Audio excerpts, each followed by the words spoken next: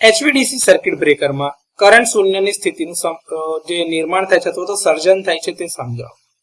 તો ઓસિલેટરી સર્કિટનો ઉપયોગ કરંટ શૂન્યની સ્થિતિ બનાવવા માટે થાય છે, કારણ કે એચવીડીસી બ્રેકરમાં ક્યારેય કરંટ શૂન્ય થતા નથી. હવે એચવીડીસીમાં તમે જોતા હશો તો અહીંયા તમારી પાસે બાયપોલર સિસ્ટમ જે છે એમાં એક પોઝિટિવ પોલ છે અને એક નેગેટિવ પોલ છે. અહીંયા ટ્રાન્સમિશન લાઈન જે છે એ બતાવવામાં આવી છે અને આ તમારું બ્રેકર એમ છે. હવે કરંટ ઝીરોની જે કન્ડિશન તમારે ક્રિએટ કરવી છે એના માટે તમારે સિરીઝ રેઝોનન્ટ સર્કિટ જોઈશે, જેમાં તમારા ઇન્ડક્ટર અને કેપેસિટર લગાડવામાં આવે છે. તો એ આકૃતિમાં બતાવ્યા પ્રમાણે સર્કિટમાં એલ અને સી જોડવામાં આવે છે. સામાન્ય રીતે એમ એ તમારું બ્રેકર છે અને એક ક્લોઝ પોઝિશનમાં હશે. એની સાથે બે કોન્ટેક્ટ છે, એક તમારો નોર્મલી ઓપન કોન્ટેક્ટ જે S1 છે અને નોર્મલી ક્લોઝ કોન્ટેક્ટ S2 લગાડવામાં આવે છે.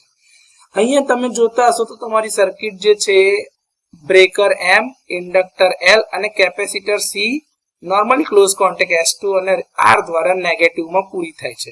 તો આ રીતે તમારો કરંટ ફ્લો થતો છે નોર્મલી ક્લોઝ કન્ડિશન વખતમાં, અથવા તો ઓરિજિનલ કન્ડિશન જ્યારે ફોલ્ટ નથી ત્યારે. તો આ તમારી નોર્મલ સ્થિતિ છે. હવે તે વખતે તમારો બ્રેકરનો કોન્ટેક્ટ જે S1 છે એ નોર્મલી ઓપન છે, એ ખુલ્લો છે, અને S2 તમારો નોર્મલી ક્લોઝ કોન્ટેક્ટ છે એ બંધ હાલતમાં છે, ત્યારે બ્રેકર પણ ક્લોઝ છે.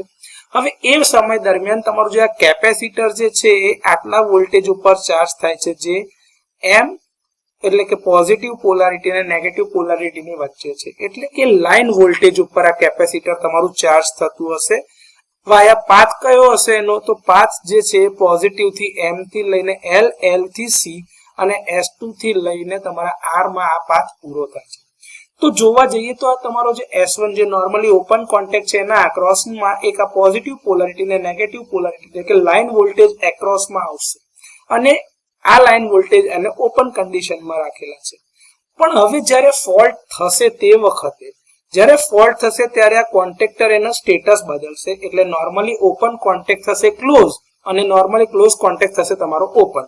હવે એ સમય દરમિયાન આ સર્કિટ પૂરી થશે અને કેપેસિટર જે છે એ સી, એલ, એમ જે ઓપન થયું નથી હજી, કારણ કે એચવીડીસી બ્રેકર છે, અને એન ઓ જે હતું હવે એ ક્લોઝ સર્કિટ બને છે. તો એ પાથમાં હવે કેપેસિટર ડિસ્ચાર્જ થાય છે, જેના કારણે ઓસિલેટરી કરંટ ઉત્પન્ન થાય છે, જે તમે આકૃતિમાં જોઈ શકો છો. જ્યારે હવે આ પ્રવાહ કરંટ ઝીરો માંથી પસાર થાય છે ત્યારે સર્કિટ બ્રેકરને ઓપન કરવામાં આવે છે. પછી તમારો કોન્ટેક્ટ S1 ને ઓપન કરવામાં આવે છે અને તમારું બ્રેકર B2 બંધ થાય છે.